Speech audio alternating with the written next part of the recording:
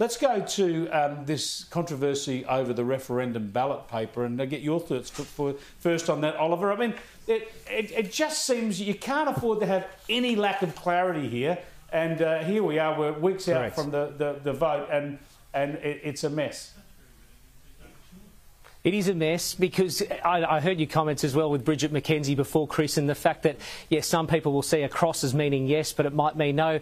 It's got to be a simpler feature. And I thought back to as well some high school exams that you used to have to do was to just colour in the box. Now, I don't want to provide another alternative as well, but if you had a really simple feature of just colouring in the box that was the yes box or colouring in the box that was the no box, problem solved. So it says yes in big print, it says no in big print, you colour in the box next to it, it's all done. But if you're reading that ballot paper, if it's going to say yes or no, surely you have to be able to write the correct word on what you're saying in regards to the referendum. But the fact that this has come up now as well, it's just going to create so much more unnecessary uncertainty in what is in the end a pretty simple question to say yes or no. But I can understand the frustrations, and I can also understand what the Electoral Commission is saying, but maybe you've got to ban the tick and the cross so there's no confusion. Yeah, I think they're going to have to. I think there's no doubt about that, because you can't afford to have controversy over something like this. Now, I don't buy the no campaign.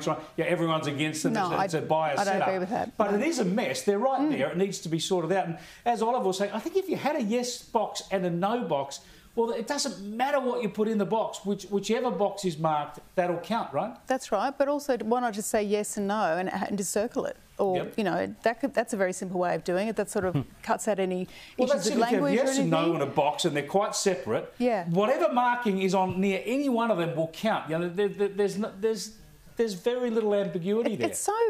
It's so trivial, yet it's so important, because Mr Rogers was saying that he finds the whole campaign to be mired in controversy and misinformation and stuff, and yet here we have another situation where people are confused and thinking, why isn't the ballot papers straightforward? Why isn't it just yes and no? There's time to fix it. Surely there's time to hopefully they're not being printed and reprint. Hopefully they're not being printed, yeah. Well, yeah, but if they have, they could scrap them and print again. We will see. I'm going to get your thoughts on this truth serum. There's this report in The Australian, a number of barristers, Margaret Caneen among them, suggesting that for convicted criminals who are holding back information about other crimes or where bodies are buried, they should take this chemical that's a truth serum so we can get more information out of them. Do you think that that's fair enough, or do you buy this argument from human rights activists who say this is some form of torture?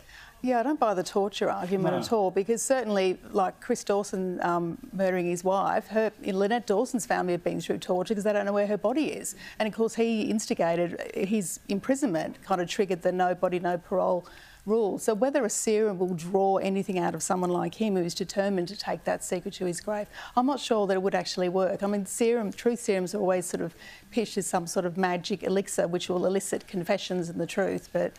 Yeah, who knows? If it was that simple. But you've got to understand, I mean, Oliver, a lot of this stems back to the family murderer who's still in jail in South Australia, Herbert Spencer von Einem. And, you know, there's so much information, it would be great to get out of him, but I can't see this idea actually ever being applied.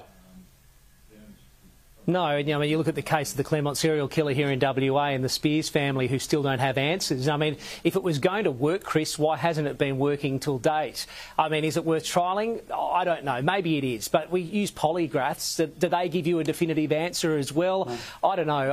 I like the idea of trying to compel the answer. I agree with Louise. It's not going down the path of torture. But if it has been so good and so successful, why haven't we been doing it for decades? I just think we're almost clutching at straws, to be honest, in an argument to try and compel the truth out of these killers who, you know, are just the worst possible people in the universe, and they're going to obviously rot in their jails. They are indeed. Bevan Spencer von Einem, I remember, is the name of that odious creature we're talking about, and he could give a lot more information that would be giving some comfort to families, but they don't. And look, if there's a way to do it, then that's not torture, they should look at it. But I don't think this is going to go very far, sadly.